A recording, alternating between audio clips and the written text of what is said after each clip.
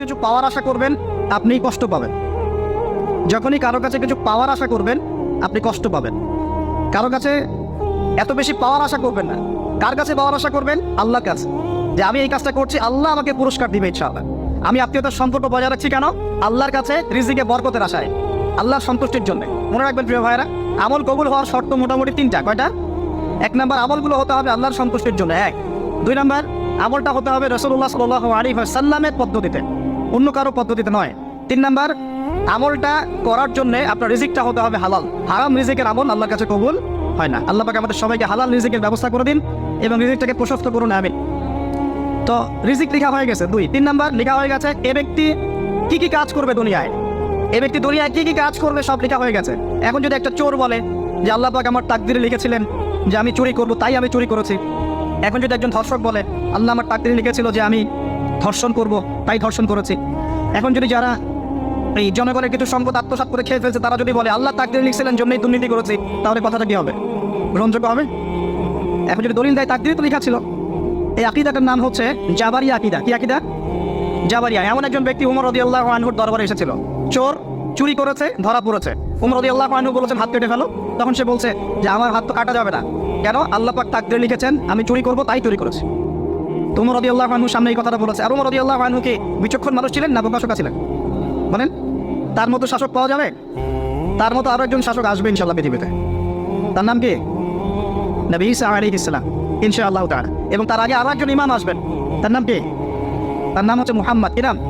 তার নাম মুহাম্মদ, তার উপাধি হচ্ছে মাহদি। কখন আসবেন? যখন পৃথিবীতে যুদ্ধ বিগ্রহ ছড়িয়ে পড়বে, ব্যাপক আকারে মালহামা চলবে, তখন আসবেন। কাদের পক্ষে আসবেন? মুসলিমদের পক্ষে। কি উদ্দেশ্যে আসবেন? সারা বিশ্বে জুলুম তুলে ফেলার জন্য। এবং আরেকটা কি উদ্দেশ্য? ওই জেরুজালেম উদ্ধার করার জন্য। কোন জেরুজালেম? যেটা এখন ইহুদিরা দখল করে আছে। চারপাশে আরবরা, মাঝখানে কেমন করে দখল করে আছে? আরবদেরকে হাতের মুঠোয় নিয়ে নিয়েছে। এই কারণে মুনাফিকদের উপর টিকে আছে সে, এবং তার পশ্চিমা মিত্রদের উপর টিকে আছে। ঈসা আলাইহিস সালাম কেন আসবেন? এই জায়গাটা পুনরুদ্ধার করার জন্য। ঈসা আলাইহিস সালাম কি পরাজিত হবেন না বিজয়ী হবেন? কত বছর বিশ্ব শাসন করবেন? 40 বছর। এগুলো হবে বিশ্বে, এগুলো হওয়া এখনো বাকি আছে। আরো কি হবে? মুসলিমরা কনস্ট্যান্টিনোপল আবার জয় করবে। এই কনস্ট্যান্টিনোপলের মধ্যে ফিতনা দেখা দিবে অচিরেই, মুসলিমরা ওইটা আবার দখল করবে ইনশাআল্লাহ তাআলা। আরো কি হবে? বললাম ভূমিকম্পের বছরগুলো আসবে সামনে, এবং মুতায়রুন শাদীদ মহামারীও আসবে। আরো কি? বড় বড় 3টা ভূমিকম্প বাকি আছে এখনো। আগে বলেছি লেকচারে, একটা পৃথিবীর পূর্বে, একটা পশ্চিমে, একটা মাঝখানে। এগুলো এখনো বাকি আছে। বিশ্বে অনেক কিছু হওয়া এখনো বাকি আছে। এখন যা দেখছি এগুলোই সব না, এগুলো চলে যাবে। সময় কি হবে? চলে যাবে। আরো নতুন সময় আসবে ইনশাআল্লাহ তাআলা। আমাদের দায়িত্ব কি? আমাদের দায়িত্ব পরিস্থিতি বুঝে দিন ধরে রাখা, আমল করা এবং মানুষকে দিনের দিকে আহ্বান করা। আমরা যদি দায়িত্ব পালন না করি তাহলে কি হবে? আল্লাহ পাক আমাদেরকে সরিয়ে দিয়ে নতুন কম নিয়ে আসবেন। আল্লাহ পাক মুহাম্মদে বলেছেন ওয়া ইন তাতাওয়াল্লাউ, তোমরা যদি মুখ ফিরিয়ে নাও, ইয়াস্তাবদিল কওমান গায়রাকুম, আল্লাহ পাক নতুন কওমকে তোমাদের জায়গায় স্থলাভিষিক্ত করবেন। সুম্মা লা ইয়াকুনু আমসালাকুম, তারা তোমাদের মতো হবে না, মানে আমাদের মতো অপদার্থ হবে না। উম্মার বিজয়ের শর্ত কি? আল্লাহ সূরা মুহাম্মাদে বলেছেন ইন তানসুরুল্লাহ ইয়ানসুরুকুম, তোমরা আল্লাহর দ্বীনকে সাহায্য করো তবেই আল্লাহ তোমাদেরকে সাহায্য করবে। ওয়া ইউসাব্বিত আকদামাকুম, তোমাদের পা আল্লাহ দৃঢ় করে রাখবেন। আমরা আল্লাহকে সাহায্য না করলে আল্লাহ পাক আমাদেরকে সাহায্য করবেন না। সিম্পল। আল্লাহ পাক সূরা রাদের মধ্যে বলেন ইন্নাল্লাহা লা ইউগাইয়িরু মা বিকওমিন হাত্তা ইউগাইয়িরু মা বিআনফুসিহিম, আল্লাহ পাক কোনো কওমের অবস্থা ততক্ষণ পরিবর্তন করেন না যতক্ষণ না সেই কওম তার নিজের অবস্থার পরিবর্তনের চেষ্টা করে। তাহলে আমাদের পরিবর্তন কেন হচ্ছে না? কারণ আমরা নামাজ ছেড়ে দিয়েছি। 90% মুসলিমের দেশে কত পার্সেন্ট নামাজ পড়ে চিন্তা করে দেখবেন। আমরা কোরআন ছেড়ে দিয়েছি। 90% মুসলিমের দেশে কত পার্সেন্ট বিশুদ্ধ করে কোরআন তেলাওয়াত করতে পারে? একটু খোঁজ নিয়ে দেখবেন। কোরআন শুমারি করে দেখেন, নামাজ শুমারি করে দেখেন, তাহলে বুঝতে পারেন। আর যারা কোরআন পড়তে জানে তাদের মধ্যে কত পার্সেন্ট কোরআনের অর্থটা বোঝে? এটা আরো বড় বিষয়। তারপরে আবার কারা মেনে চলে? এটা আরো বড় বিষয়। আর আমরা কতজন মানুষ দিন ইসলামকে সামগ্রিক দিন হিসেবে মানি? এটাও একটা বড় বিষয়। আমরা মানি ঠিকই, আংশিক। যেমন ইবাদত বন্দেগীর জীবনে মুসলমান, অর্থনৈতিক জীবনে গিয়ে আবার সুদখোর, এমন না বিষয়টা? ইবাদত বন্দেগীর জীবনে আমি পাক্কা মুসলিম, কপালে সেজদার দাগ আছে মাশাআল্লাহ, দাড়ি টুপিও আছে মাশাআল্লাহ, কিন্তু ব্যবসায় গিয়ে মাপে কম দিচ্ছি না? ব্যবসায় গিয়ে আমি আরাম ভেজাল দিচ্ছি কিনা? এরকম হচ্ছে কিনা? হচ্ছে। কিন্তু সে কিন্তু মুসলিম এবং নামাজও পড়ে। আমাদের সমস্যা ভাই এখানে। এখন এই সমস্যাটা সলভ করলে ইনশাআল্লাহ সব সমস্যা সলভ হয়ে যাবে ইনশাআল্লাহ। সমস্যাটা কি? আমরা ইসলামটাকে আংশিকভাবে মানি, পরিপূর্ণ জীবনে ইসলাম বাস্তবায়ন করতে পারছি না। আপনি হয়তো কেউই পারছি না।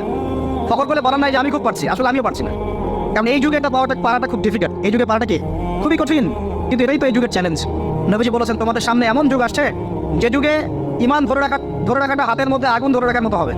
তবে সুসংবাদ ওই যুগে তাদের জন্য যারা আমার সুন্নতকে আবার জীবিত করতে পারবে, যে আমার মৃত সুন্নতকে জীবিত করবে। আল্লাহ পাক ভালোবাসেন কিনা? তাহলে এই পুরো মহাবিশ্ব সৃষ্টি করে আল্লাহ পাক কি মহাবিশ্বের মধ্যে ভালোবাসা ছড়িয়ে দেন নাই? আল্লাহ রাব্বুল আলামিন 6 দিনে মহাবিশ্ব সৃষ্টি করে মহাবিশ্বের সব জায়গায় যার যার কাজ তাকে বুঝিয়ে দিলেন। কোন গ্রহ কি কাজ করবে, কোন সৌরজগৎ কেমন করে চলবে, দুনিয়া কিভাবে ঘুরবে, সূর্য কিভাবে উঠবে, চাঁদ কিভাবে আসবে, কোন মাখলুক কি কাজ করবে, ফেরেশতাদের কাজ কি হবে, ইত্যাদি ইত্যাদি আল্লাহ পাক সমস্ত কাজ বুঝিয়ে দিলেন। সূরা আলিফ লাম মিম সিজদা, হামিম সিজদার মধ্যে আছে, পড়ে দেখবেন। আল্লাহ পাক পুরো মহাবিশ্বের দায়িত্ব বন্টন করে দিলেন। এবার আল্লাহ রাব্বুল আলামিন কি করলেন শোনেন। আল্লাহ রাব্বুল আলামিন বলছেন, এই পুরো মাখলুক কায়নাত সৃষ্টি করার পর আল্লাহ পাক তার রহমতকে 100 ভাগে ভাগ করলেন। কত ভাগে? আল্লাহ পাকের দয়া, রহমত, ভালোবাসাকে 100 ভাগে ভাগ করলেন। ভাগ করে এক ভাগ, মাত্র এক ভাগ আল্লাহ পাক পুরো মহাবিশ্বে ছড়িয়ে দিলেন, বলেন সুবহানাল্লাহ। বাকি 99 ভাগ রহমত আল্লাহ পাক তার কাছে রাখলেন। এই এক ভাগ ভালোবাসার কারণেই, এই যে সন্তান কান্না করলে মায়ের বুক ফেটে যায়, সন্তান অসুস্থ হলে বাবার বুক ফেটে যায়, যে বাবা সহজে চোখের পানি কাউকে দেখায় না, সেই বাবা যায় নামাজে দাঁড়িয়ে চোখের পানি ছাড়তে থাকে। এই এক ভাগ রহমতের কারণে আমরা দেখি যে রাস্তার কুকুর পর্যন্ত তার বাচ্চাকে চাটে, আদর করে, মহব্বত করে। এই এক ভাগ রহমতের কারণে আমরা আমাদের স্ত্রীদেরকে মহব্বত করি, স্ত্রীকে সুখে রাখার জন্য জীবনটা পর্যন্ত বিলিয়ে দেয়। সকাল থেকে রাত পর্যন্ত কোনো কোনো ক্ষেত্রে হারাম পথে যেতেও দ্বিধা করি না, স্ত্রী সন্তান সুখে থাকতে আসায়, তাই না ভাই? এই এক ভাগ রহমতের কারণে গাভী দেখবেন, গাভী তার বাচ্চাকে প্রসবের পর চাটে, গাঁটা চেটে পরিষ্কার করে দেয়। এই এক ভাগ রহমতে পুরো কায়নাত থেকে আছে। আর নবী সাল্লাল্লাহু আলাইহি ওয়াসাল্লাম বলেন, বাকি 99% রহমত আল্লাহ পাক তার কাছে রেখেছেন। এই রহমত এবং ভালোবাসা দিয়ে আল্লাহ পাক কিয়ামতের মাঠে মানুষকে মাফ করবে ইনশাআল্লাহ। তার মানে বলে আল্লাহু আকবার, তার মানে আমরা আশা করতে পারি ইনশাআল্লাহ তাআলা আমরা আল্লাহর জান্নাত পাবো ইনশাআল্লাহ। পাবো কিনা? শুধু একটা কাজ যদি উম্মত করতে পারে জান্নাত পাবে। বলে দেবো কোনটা? অনেক কাজই আছে, কিন্তু স্পেশাল একটা কাজ, একটা আল্লাহ রাব্বুল আলামিন মেরাজের রাতে তার নবীকে উঠিয়ে নিয়েছিলেন, উঠিয়ে নিয়ে কাছে নিয়ে আসছেন, একদম কাছে, আর যে আরশের কাছাকাছি। নবী সাল্লাল্লাহু আলাইহি ওয়াসাল্লাম বলছেন, ওই সময় তার উপর 3টা স্পেশাল ওহী করা হয়েছে। কয়টা? 3টা। একটা হচ্ছে 50 ওয়াক্ত নামাজ। কত ওয়াক্ত? এটা কমতে কত ওয়াক্ত হয়েছে? 5 কেউ কমানোর জন্য কোন নবী বলছিলেন? মুসা আলাইহিস সালাম বলছেন 5ও পারবে না, কমাই নিয়ে আসেন। 5ও যে পারবে না, মুসা আলাইহিস সালাম কেমন করে জানলেন? আর উম্মত 2 ওয়াক্ত নামাজ পড়ে। কয় ওয়াক্ত নামাজ পড়ছিল? ওই 2 ওয়াক্ত তার আদায় করতে পারে নাই। এই অভিজ্ঞতা থেকে তিনি বলেছেন যে আপনার উম্মত 5 ওয়াক্ত পারবে না। সত্যি না মিথ্যা কথাটা? আসলে কি উম্মত 5 ওয়াক্ত নামাজ পড়তে পারছে? আচ্ছা যাই হোক, আল্লাহ পাক আমাদেরকে পড়ার তৌফিক দান করুন। দ্বিতীয় ওহী হচ্ছে সূরা বাকারার শেষের 3টা আয়াত। কয় আয়াত? সূরা বাকারার শেষের 3 আয়াত ওহী করেছেন কে? আল্লাহ রাব্বুল আলামিন। কোন ব্যক্তি যদি রাতের বেলা সূরা বাকারার শেষের 3টা আয়াত পড়ে সারা রাত ইবাদত করে নাকি পাবে ইনশাআল্লাহ। আর 3 নাম্বারটা হচ্ছে স্পেশাল, সেটা হচ্ছে আল্লাহ পাক বলেছেন, হে মুহাম্মদ সাল্লাল্লাহু আলাইহি ওয়াসাল্লাম, বলেন সাল্লাল্লাহু আলাইহি ওয়াসাল্লাম, তোমার উম্মতের কোনো ব্যক্তি যদি আসমান জমিনের সমান গুনাহ নিয়ে আমার সামনে দাঁড়ায়, আসমান জমিন সমান গুনাহ নিয়ে আমার সামনে দাঁড়ায়, কিন্তু আমার সাথে শিরকের পাপ নাই, আমার সাথে কোনো শিরকের পাপ করে নাই, ইনশাআল্লাহ আমি আল্লাহ তার সামনে আসমান জমিন সমান ক্ষমা নিয়ে হাজির হব ইনশাআল্লাহ। তার মানে আমরা যদি ইনশাআল্লাহ তাআলা শিরকের পাপ থেকে দূরে থাকতে পারি, ইনশাআল্লাহ আশা করা যায় আমরা আল্লাহর সন্তুষ্টি পাবো ইনশাআল্লাহ।